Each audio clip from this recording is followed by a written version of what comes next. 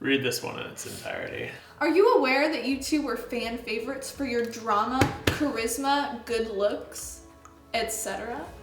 The fashion challenge was the moment I knew that if you could pull off plaid, you could make it all the way to the end. I don't know where this question is going. What? Wait a second. Okay. Oh, the question was I aware that we were the fan favorite for my charisma, good looks, and drama? I guess I didn't. Who asked this question? Right. But Bandman, wonderful question. You are a wordsmith. Thank you very much. How many castles have you built since winning the Castle Brothers title? Only one castle. And that's just me. Mr. Jacob will be lucky if we ever see a castle out of that boy again. Since they made such a big deal about castles this season, do you think they are coming back? I know you want them to. We all want castles to come back, but I do believe that the show is quite disconnected with the LEGO group. There's really no current tie-ins to the actual LEGO releases on LEGO Masters. You know, it'd be awesome to do like a crazy set reveal or something like that, but that's just not how it works. How do you balance your personal life, business life, and LEGO life? Well, Audrey thinks it's really balanced right now because I don't have any LEGO to play with. So I'm like, I just go down here to film videos and that's about it. But once I get LEGO here, I'm going to be in trouble. I was going to say that the personal life and LEGO life were basically intertwined because you're like, hey, want to have a real great date night? I bought a new set. We're going to build it together. There comes a point in your LEGO career when the personal life, business life, and LEGO life maybe all become inseparable, and we are approaching that point. We're very close. But yeah, make time for your wife. That's very important. Oh my gosh, I don't know. I feel like I've got one foot in this, one foot in that, one foot in this, and so there's just a foot in everything. Just do all the things you love, right? On my day-to-day, my 9 to 5, I'm a user experience designer, so 40 hours a week. I'm working on digital assets for the company that I work for. Sometimes I run into the point where like I don't have time to kind of take for myself, and so one of those things gets sacrificed. Either I'm not hanging with friends that often, or I'm not coming up with ideas for Most Incredible, but that 9 to 5 is usually the thing that sticks because bills. Finding a balance between personal, business, and LEGO can be really tough, but I combine them all so that I don't have to balance them. Is that a cheat code? I'm not sure, but I've definitely leveled up on this one, and I am super fortunate that people want to hire me to create custom mosaic portraits for them, and so I get to mix all three of those together. It's a really fun job, and it's pretty awesome. With LEGO Masters and with anything else that happens in your life, it is about seasons, right? So right now, I think for us being on season 2 of LEGO Masters, you're going through that season where everything is LEGO Masters, right? And there are people that will continue forward or they want to continue to turn it into a career or whatever. But there's going to be seasons where stuff goes back to normal. What you choose to do with your experience in the show is up to you. And I think it sounds like a lot of people are really pushing into the positive side of things, whether that will be people that have gotten careers out of it, which we know a few people who have already, or those who want to continue down showbiz. I mean, this is a foot in the door for them. And then there's some people that want more interactivity in the community. And I think this is a quick step in that direction where you now have that notoriety of having been on the show. I think what I personally find really enjoyable, and it's a season in our lives for all of us, and a crazy season for sure to be said. But that's how you balance it, because you realize that the craziness will eventually die down. I pretty much find that it's easier to wake up early in the morning. So if I wake up at 4 or 5 in the morning, it means that no one else is awake. There's no kids to take care of. My wife's still asleep. So that means I can dedicate a good 2 or 3 hours every morning to just doing Lego if I decide to, if I'm in the middle of it. So you do that for 5 days, you got 15 hours. And then on the weekends, My son is old enough where he just wants to be by himself every morning Saturday, every morning Sunday, and that equals the 20. But yeah, I found it's just easier to set a schedule if you really want to get disciplined, but that's more of an Olympic athlete kind of training program, and that's not for everyone. Other than that, just keep it casual, do what you want to do, and if your hobbies change, that's cool too. Why Lego? What keeps this particular medium so appealing for artistic expression or even just plain simple fun? Lego is so universal, right? It spans all age groups so long as you're under 100 years old. Lego is sold literally everywhere across the world in places from Barnes and Noble. Once upon a time it was sold at Shell gas stations. It's at your neighbor's garage sale. It's everywhere. We all have feelings attached to it one way or the other because so many of us grew up with it, or if we didn't grow up with it, we probably wanted it. Things like that, right? Because of all the licenses Lego has accumulated, I think Lego is even more desirable because if you're a Star Wars person, there's Star Wars Lego for you. If you're into Friends the TV show, there's 2 kits for Friends now. There's so many ins to Lego that makes it super popular. Yeah, no, that's an easy one. You know, when it's the product. We love what we call the modular approach that Lego provides, the ability to replace parts and pieces to do something different, especially on the technical side. You know, because in our classes we teach how to use Lego not only for artistic expression, where you learn about symmetry, rule of thirds, all those kind of storytelling, those kind of things in our Lego classes, but in our engineering and robotics classes, we're teaching how to replace some of the mechanisms with something else.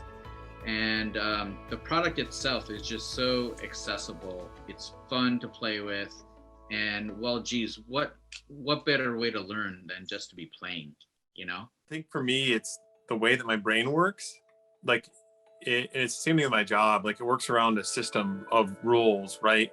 With paint, it's very free form, and obviously you're working on a canvas, and typically 2 dimensions, not always. With Lego, there's a system, and there's a set of rules, for lack of a better term, but those rules can be often bent, and you can do things that you're not necessarily supposed to with it. And to me, that's really enjoyable. But again, it's also one of those mediums where there's always new stuff that comes out every year. And it's also interesting to see how people accept non-Lego elements into the hobby as well, whether it be lighting or movement, that you can't get out of a lot of other like artistic based hobbies. And I truly do think that building in Lego is definitely an art form. Every single time I got a Lego set, it's because I accomplished something, right? I got myself good grades. I got myself it was my birthday. It's kind of my mom's way of saying that, hey, good job, you've done a good thing. And it's like a video game that never gets old, right? I mean, it's one of those things that it's persistent even now. So it has a timeless element to it. So that's what keeps bringing me back to it anyway.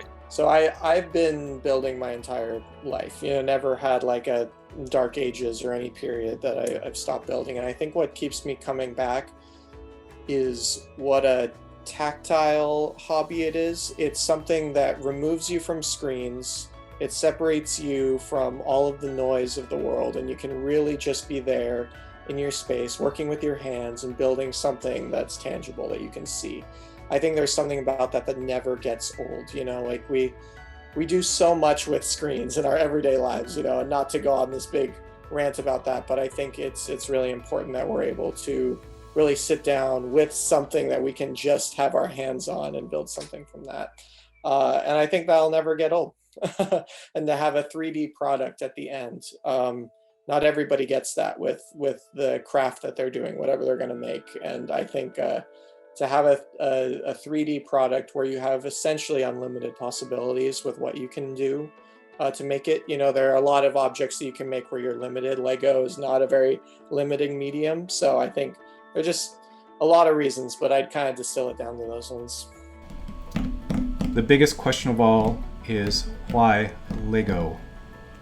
For me, there was a point in my recent past where Lego was a hobby, and I realized that I hadn't abandoned it. Normally I'd pick a hobby, I work it for about 2 years, I get bored with it and I move on.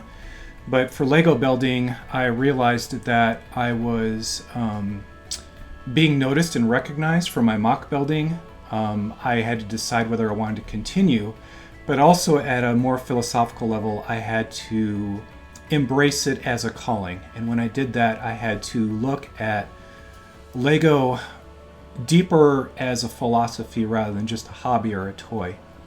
And looking through Lego's core values of playing well, starting there and thinking about it more deeply, I realized that Lego is a great way to engage in a constructive hobby that's both fun, entertaining, teaches you how to take failure gracefully, how to struggle, how to overcome, how to be artistic and creative, how to engineer, how to learn, how to grow. And of course, I would say the vast majority of people out there who are in this hobby are wonderful, enjoyable, lovely people. And that's one reason for sticking around. So instead of why Lego, why not Lego? I love that Lego is math and science and artistic and creative and colorful and imaginative. It's like all of these things wrapped up into one little puzzle toy, and it's so much fun. Like, possibilities are absolutely endless what you can build with this. And maybe I see that kind of as a symbol of me. And so using it as my artistic expression makes sense to me. It's how I see the world. What would be your recommendations for a lifelong Lego fan to transition into a more serious play or transitioning into more AFOL-like builds? Start attending conventions. That's where my Lego career really kicked off. Lego career. That was a place where I was able to go up to builders who were far better than me and say like, hey, how did you make that? I would love to make something like that. And my Lego growth just was crazy from that point on, right? Going in person to a specific Lego convention is huge. You're gonna learn a lot. You're gonna be inspired to go home and build something awesome. Maybe there's two different strategies you could take. One, you should know that like, even though you might be intimidated by looking at like what other people build, everybody is really welcoming and wants to help you learn. Like, no one's here to say your stuff isn't good. People want to help and want to have more people be part of this community, because the more people we have, the richer the community is, the more voices we have. So there's tons of contests all the time, and look on some of these social media sites like Instagram. Even if you don't submit something, just use it as like an idea to start, because it's super fun to have like a prompt to get going. The other thing I think is something that Michelle does really well, and that is like find real things in life and try to make them, because then you're gonna think about Lego in a totally different way than when you did as a kid, and that will improve your skills. If you enjoy this as a hobby and you want to up your game to a greater level, I would say approach this as if you were starting a run at becoming an amateur or professional athlete.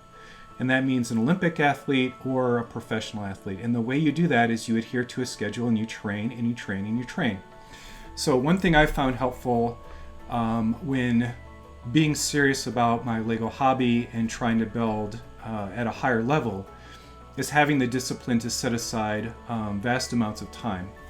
Keeping that schedule is very much a discipline, and that can really help you. Serious play sounds like an oxymoron, two words that don't belong together.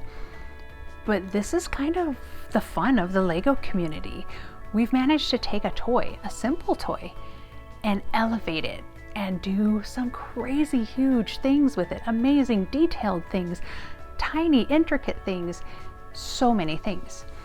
So if you're already doing some of these things, what more could you do with your Lego? How about this? I definitely think you should be building what you love. And it doesn't matter. And it doesn't matter what it is that you love. If you love Marvel, Star Wars, Harry Potter, pirates, space, dinosaurs, the minifigures, build what you love. And then I highly recommend, if you haven't joined yet, to go join your local lug, because you're going to find people just as passionate about this Lego brick that you are. You're going to find other Lego enthusiasts, and they're going to help inspire and fan that flame.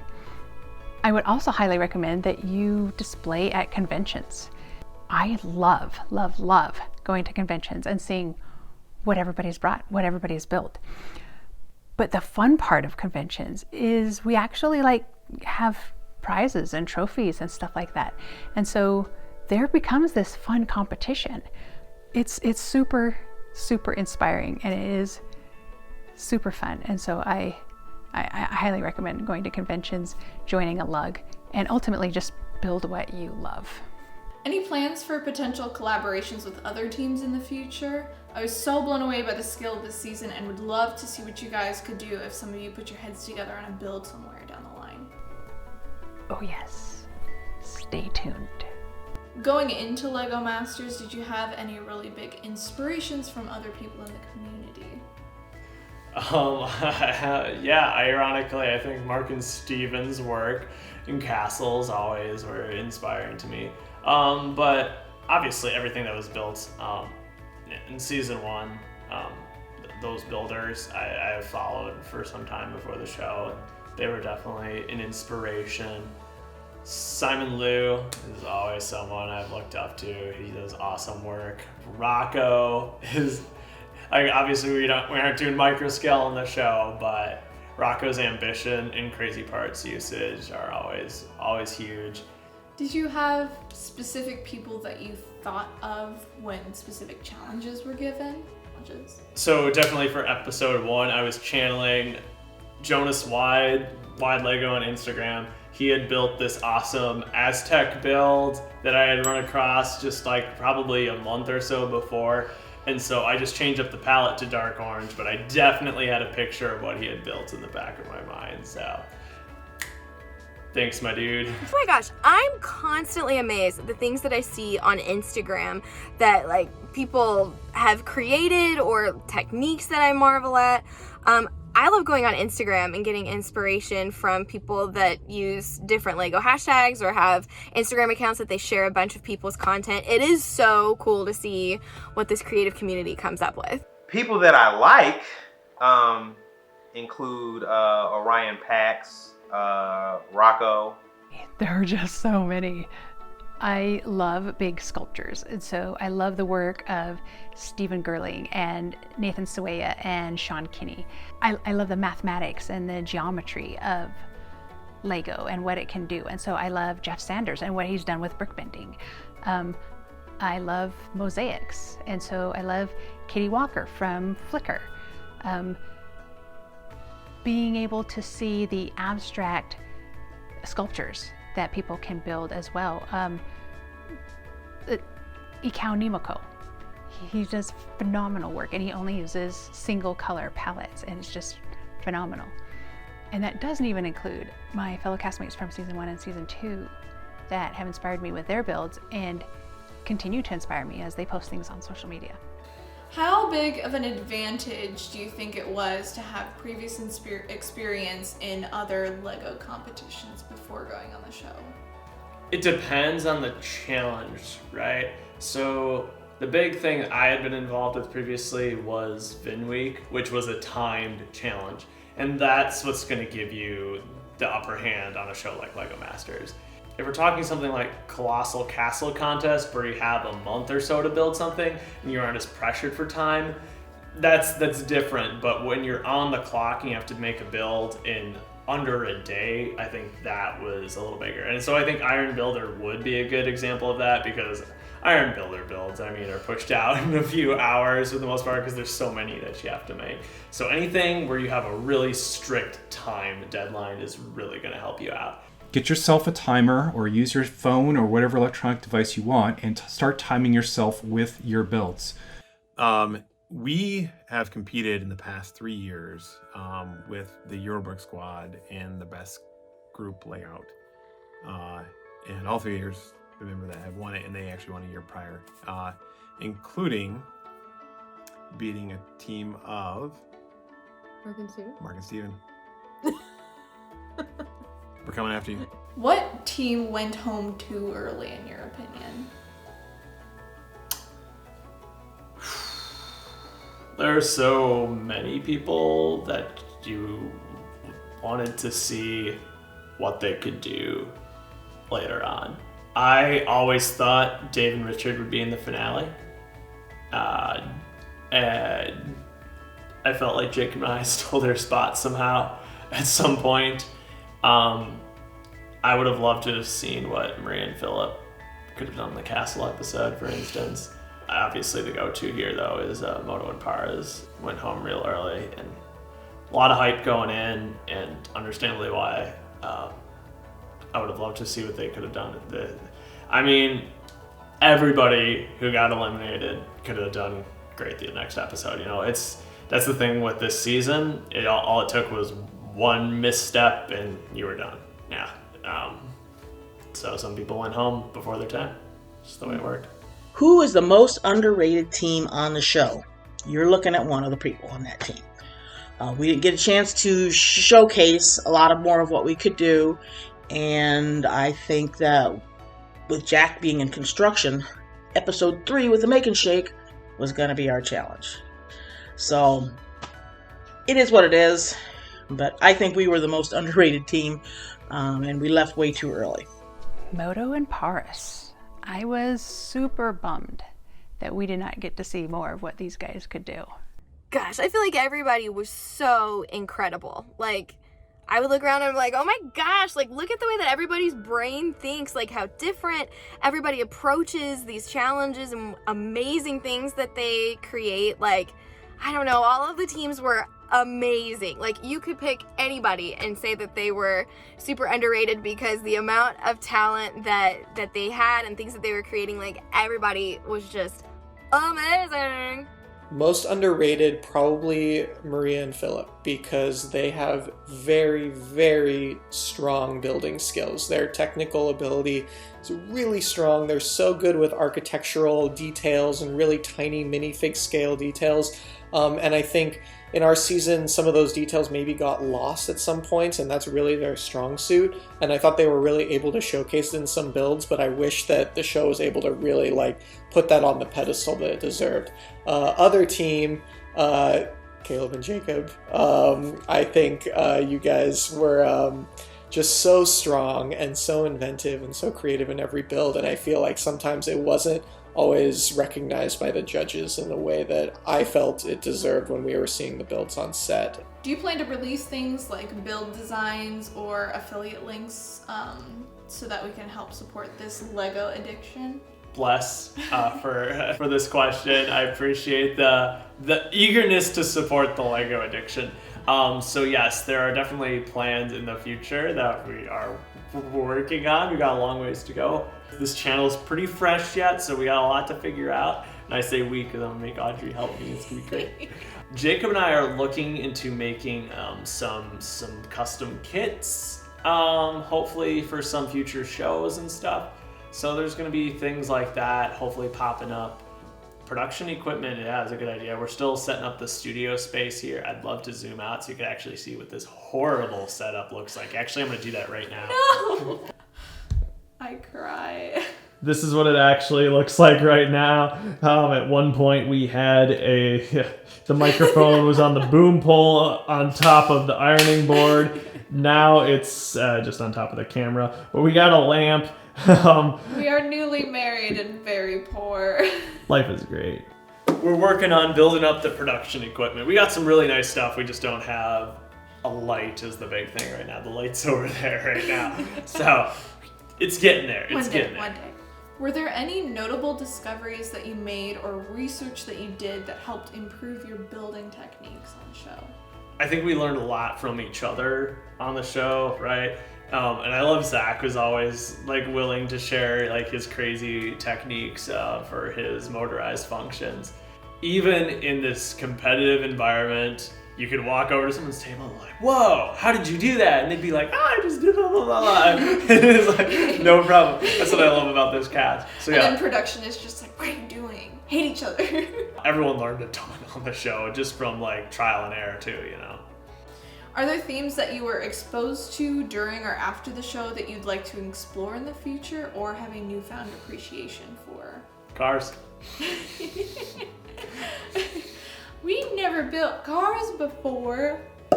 Mine was castles, and it did not work out for me that well. But I remember walking in and the castle thing, and I was like, are you kidding me? Seriously? Castles? What the heck am I gonna do with this? Like, I have no idea what I'm gonna do. Castle Brothers, and then Zach and Wayne, who can build like monstrous things. I'm like, okay. We have the Disney castle, but my son built like 99% of that. I've never even built a castle before. Like, I don't even know how a castle works. Like, what are we gonna do? And then I was like, and then I'm like, I got it.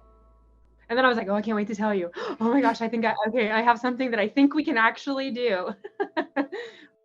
So having an RC car and just smashing RC cars together or Lego cars together, that really interests me. So what I'm trying to do is I bought the lowest end Technic remote controlled car set, and I'm going to try to remix it into a platform that can then be used and modified so we could get a few teams together at a convention and try to just bash them together. And I don't know if we'll have a table with an opening so you could run it off the end again, but I think we should probably keep it on the floor. I'd appreciate that. Thank you. And no tires. We're not going to sprinkle any tires on the field.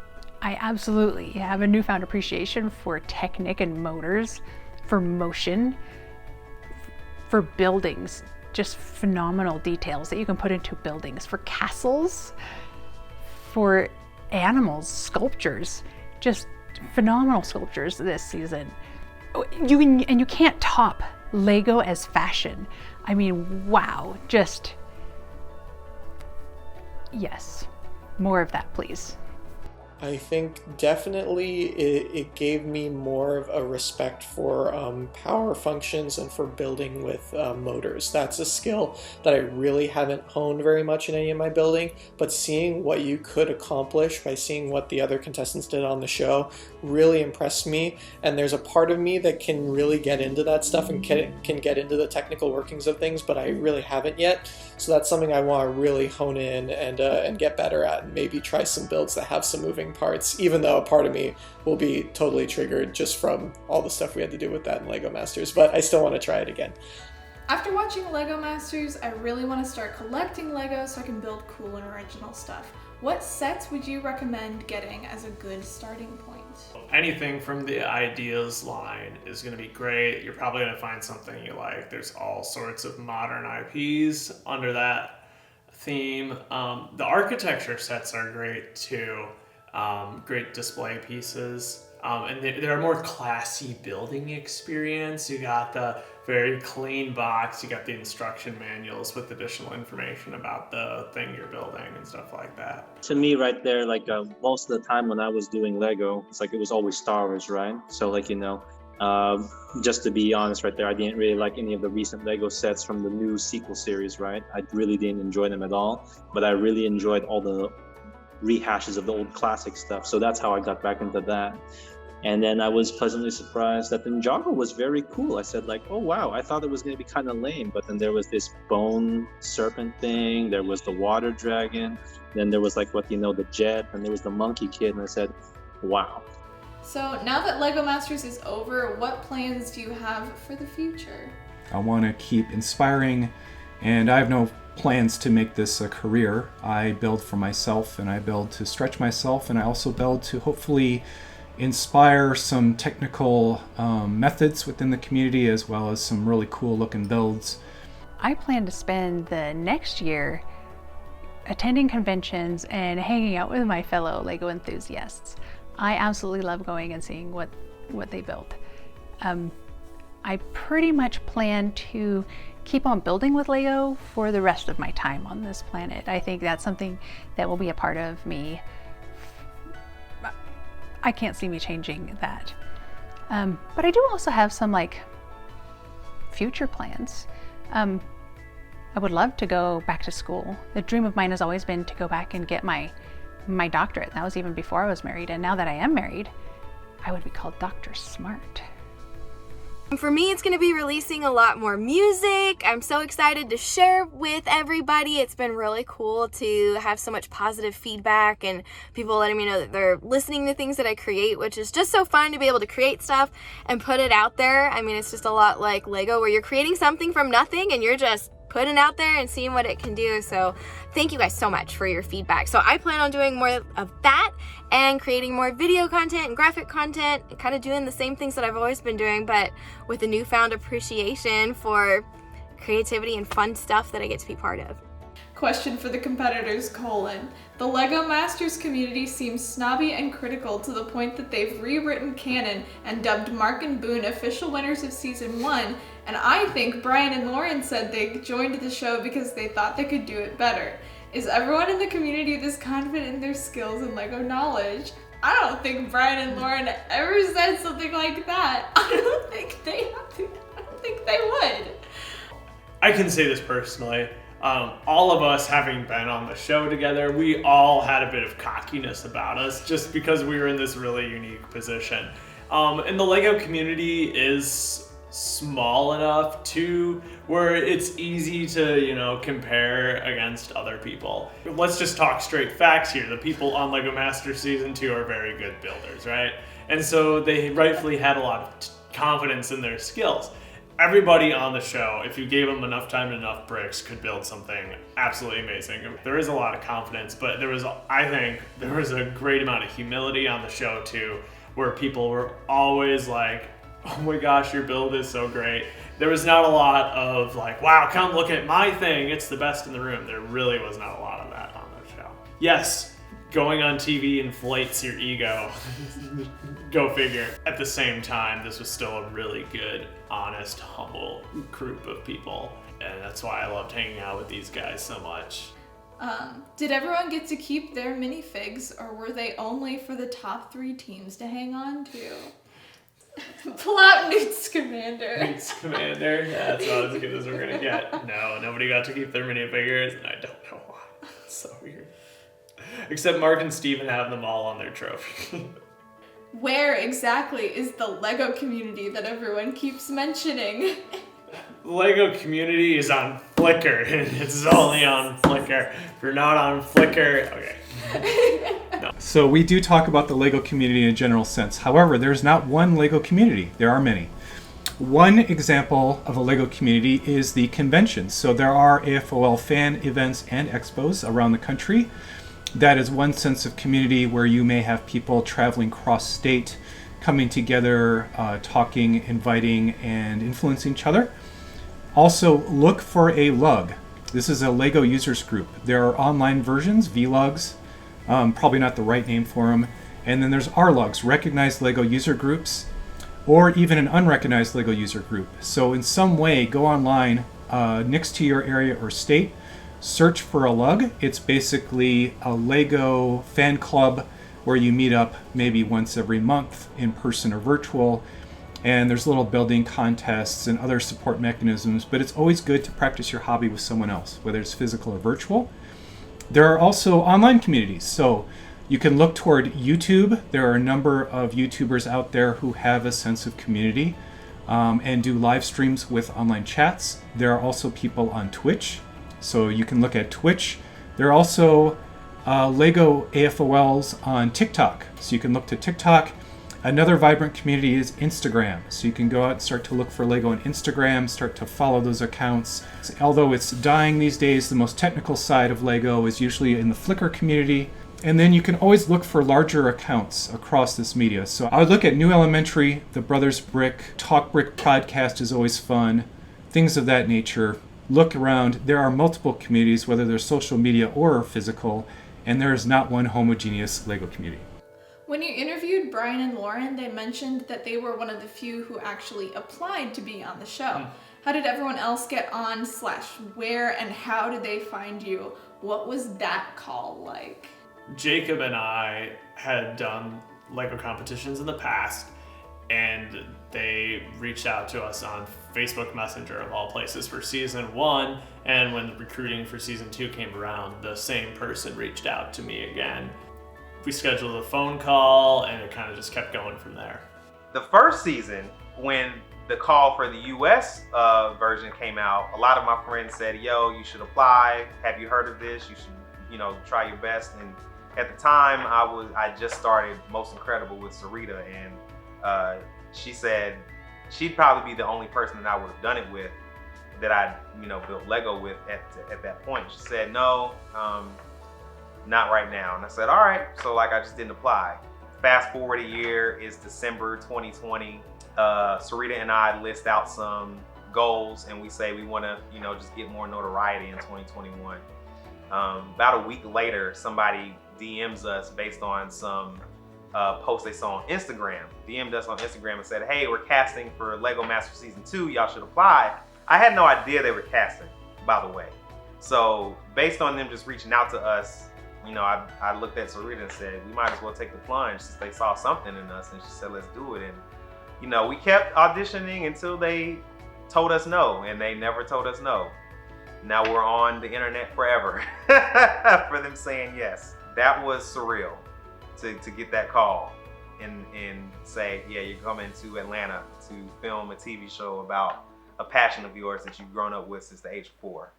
It's pretty surreal. For me and Jack was different than what most of the other people had. Many other people were contacted directly by producers that had seen their builds in shows. I had never done a show. I was told that my name was put down as an alternate for somebody who was already applying.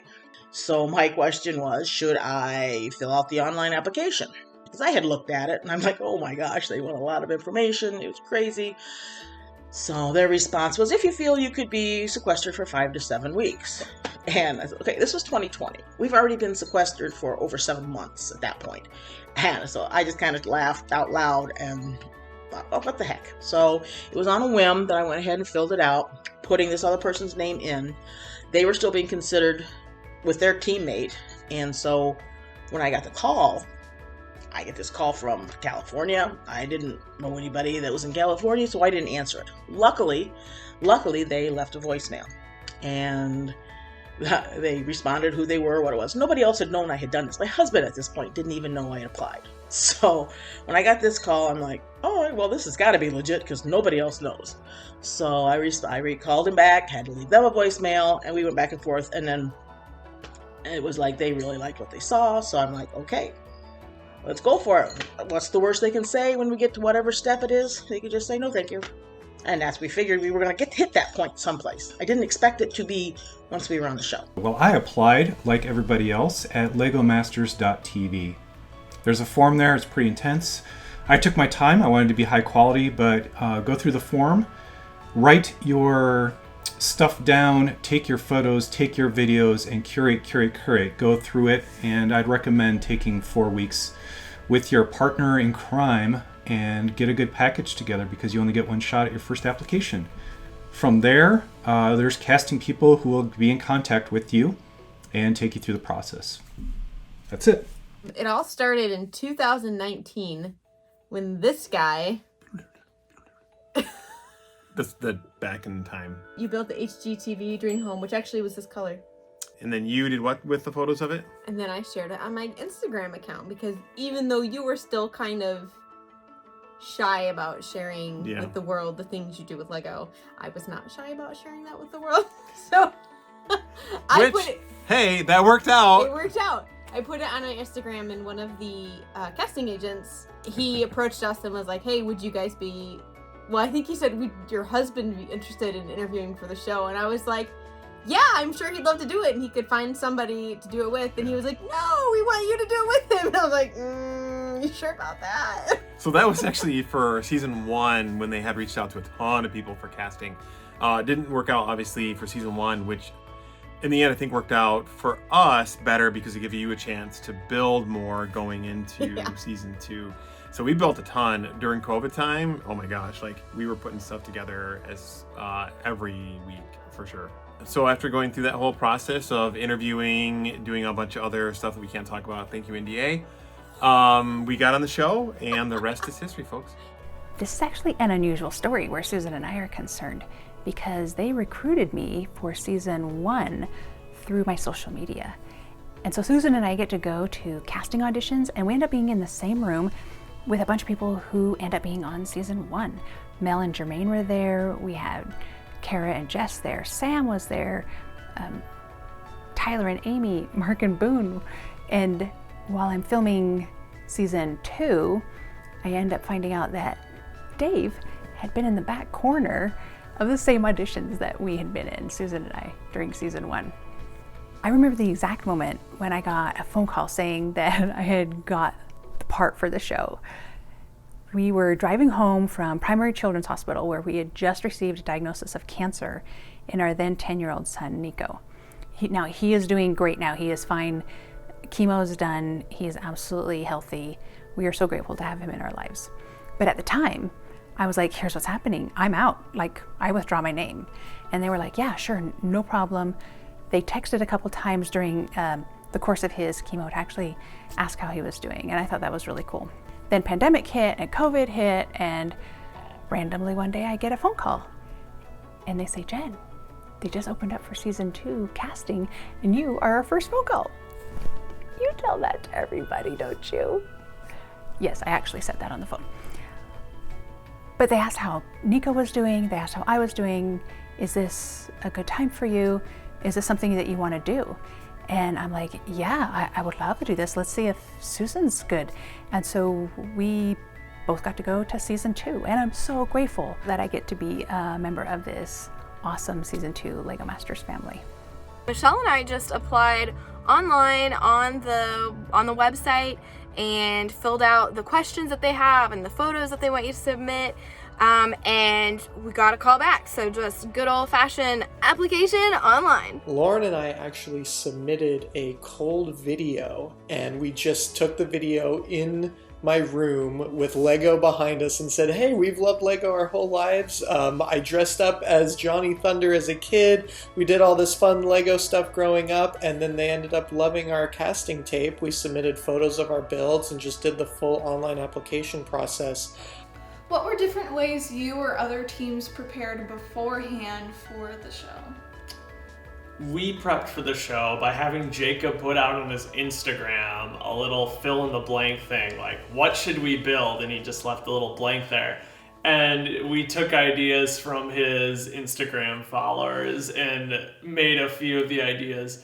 We only got to 2 builds. One was hamsters with gumball machines as bellies, and the other was Trogdor the Burninator, which Jacob built. So that was our practice going into Lego Masters pretty much. I will list the common ways, and then I'll list a very underrated way that I prepared and probably would suit everybody. So yes, we binged season 1. We watched season 2 of Australia because season 1 they took some challenges from season 1 of Australia.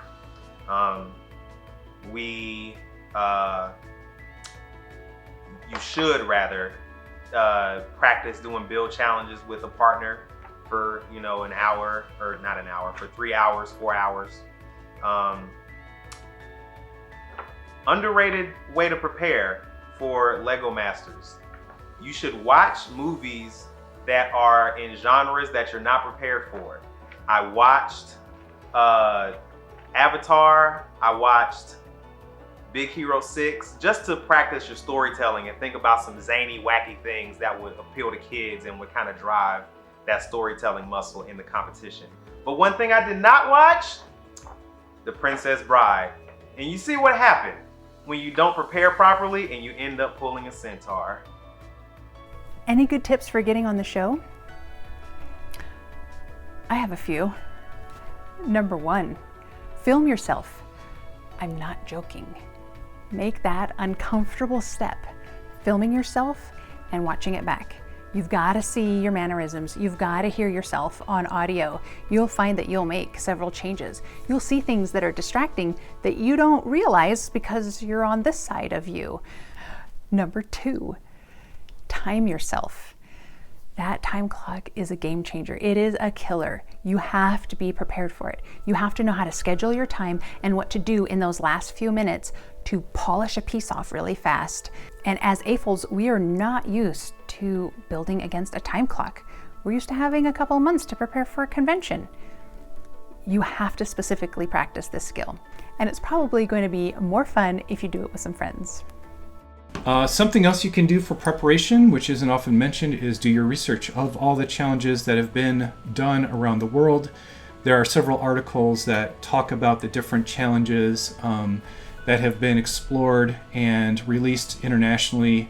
Always look to Australia as the leader of the seasons, and then you can look toward other productions to see what challenges come up in common across the seasons. But I would say this, the United States is introducing new challenges that have never been seen before in the world.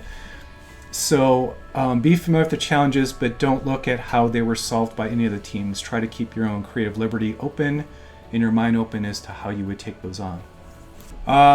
Some minor advice of 4 things you should think about or consider pretty deeply if you're going to take a run at LEGO Masters. One is, this should be obvious, LEGO Masters is a family-friendly production.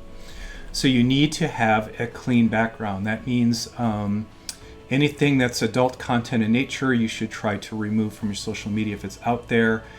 Criminal background check is a must, so if anything that's not family-friendly will probably get you bumped from being on the show. The next thing, and the 3 most fun things to talk about now, are you need to be able to build well, but you also need to build unique creations that stand out from a packed, dense amount of themes. So there are a ton of city builders, Harry Potter builders, castle builders, space builders, Star Wars builders. It's okay to build within those themes, but think about how what you're doing is incredibly advanced or beyond the average to stand out from a packed crowd. Another thing is you need to have a great on-screen chemistry and personality. You can practice, so you could take to Twitch, YouTube, Instagram Live, TikTok, get familiar with being on camera, remove those jitters, have a great personality and a great narrative, and you can cultivate that over time.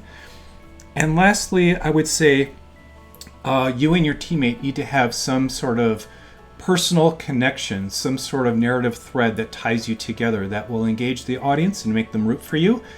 You could be siblings, you could be, veterans, you could be part of some other community, something that's interesting, fun, and lively in your personal background that could be highlighted or will come through in the way you have your wardrobe and your makeup. So think about those 4 things, try to work on them if you really want to be on camera. And yeah, you need to have a great personality, a clean background, great technical ability, and a good personal background and story narrative. That is normally what I would think for the casting process. Number 3, you got to build without instructions. So here's a little exercise that I actually did to train to go on to LEGO Masters. And this is a technique that will help move you from following instructions to actually becoming a creator. So go pick up any of LEGO's 3-in-1 sets. You're going to get 3 of these. You're going to build all 3 models, 1 set for each model. So you'll have all 3 models there. The designers at the LEGO Group have some incredible techniques that they put into these sets. And each set has different techniques that you can learn from. And so instructions are very valuable. They help teach you these little techniques that come in every set. But you need to be able to memorize those, learn those, incorporate them, and then utilize them to build something of your own. So here's what you're going to do next. You're going to take all 3 models apart, and now you're going to use all that combined brick to build something giant.